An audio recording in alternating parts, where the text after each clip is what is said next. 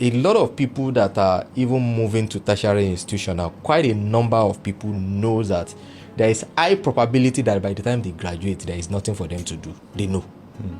A lot of them, they know. Let's be sincere, But they believe that, number one, they need that phase to occupy time. That's one. Because at that point in time, maybe they are not mature enough to absolutely think for themselves, to navigate life on their own terms. Yeah. So they take it to fill in the gap, to while away time. Also, some people take that up because of the general notion that after secondary school you go to university. Yeah, societal expectations that their parents also will pressure them. Mama Lagbaja is in school, so you too, So now in this case, nobody is going to put any unnecessary pressure on me in that regard. Let me not say unnecessary. Nobody is going to put that pressure on me to say this university, that university.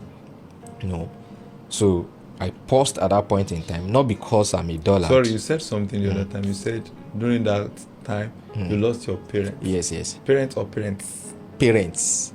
Both of them? Yes. Wow. We'll get back there. All right. So I laid back then and to reassess everything, to ask myself questions that this conventional university thing, is it what I really want to do? If I go through this route and I finish this, what is going to be what will happen afterwards? Afterward. You see, being an effective person demands that you try to project the end from beginning. Yeah. Not because you don't have faith, but because you are trying to be realistic. You are the architect of your own life. You don't want to erect a building and there's no drawing to it. So pen down what you want to amount to in a couple of years. So when I sat back, I realized that if I should go for this civil engineering, what are the prospective things that I'm going to do with it? How am I going to make it? What am I going? You understand? Yes, okay. So I couldn't answer those questions.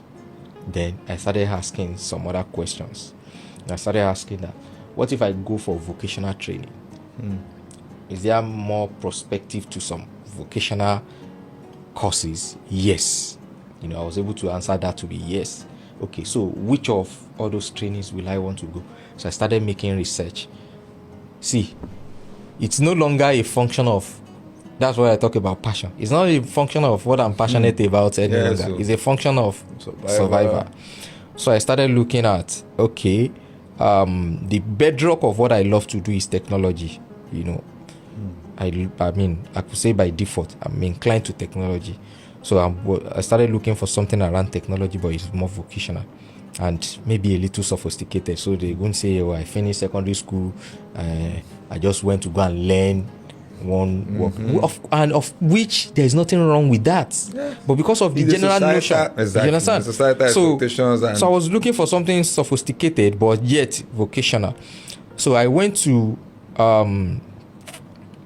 I applied for NDA, Nigeria Defense Academy. Simply because I knew that if I'm able to secure Defense Academy admission, so it gives me this vibe of university graduate, and at the same time is a vocational study that immediately after I finished, I'm enrolled into the Nigerian Army straight away. Even while you are schooling, I get paid. So I enrolled in that, one thing led to the other. I eventually left the NDA, not because I failed. I didn't fail. As a matter of fact, people that know the magnanimity of how NDA exam happens, I think they have just few slots per state. Because I remember back then, it's a quota system thing. So, or maybe Oyo State as it is now, they may only give Oyo State maybe 5 slots, the entire state. So I applied as an Oyo State indigene. So, interestingly, my name came out as the number 1 on the list when they published the thing. So I went to Kaduna to do the screening and all of that. I was passing everything. But while I was there, you know, I realized that this thing is life threatening. You know, I have my guardian sign undertaking that if I die during the course of the training, there's no compensation because, you know, none of that. So I realized now you see how you want to do. So I mean, for me to have signed down that, for them to have given me that undertaking, it means that it's a possibility for me to die, and I don't want to die yet. You know, so after some series of screening, I left that place. So I came back to now reassess. I went to NCAS, that's a College of Aviation. Wow. Yes, College of Aviation is, you apply to it. It's also quota system. You apply to it. When they pick you, you get trained. You know, you don't necessarily become a pilot. You know, there are a lot of people that work in the airport, people that control the airport and all of that. But the one thing is sure is that by the time you finish in such institution, you can get a job almost immediately. You know, I couldn't pull that up. I went to VI. There's this College of Oceanography in VI. But you don't try. Yeah, you know, College of Oceanography in VI is How did you get to know all these things? Research. That's what I'm telling you. Even as a young school leaver? Yes. It's not that somebody gave me the handout of saying these are the institutions. I made the research by myself. So that's what I'm saying. It's a function of priority for people.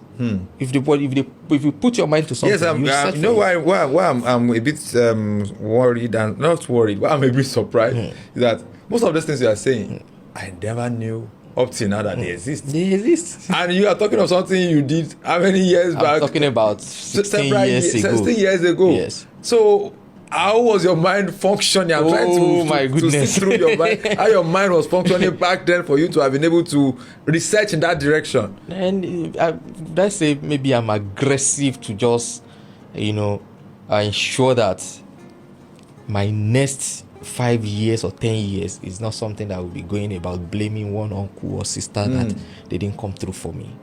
So I was so aggressive to lay that foundation, and I was digging it.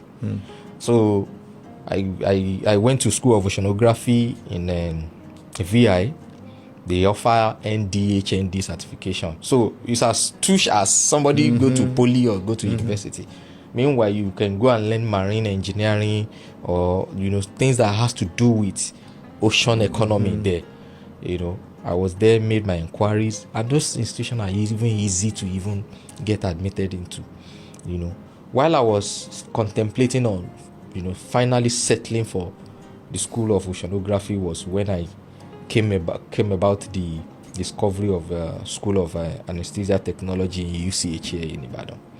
So I look at that, I was like, oh, beautiful. I mean, medical, close to medical, and has a bit of technology to it, anesthesia technology. So that's me marrying technology to medical, which we know that medical is one of the career that is almost you can almost get employed. Yeah, you know, even if have the prestige that comes with it, you understand? So got so good in UCH here. That we're talking about. Oh,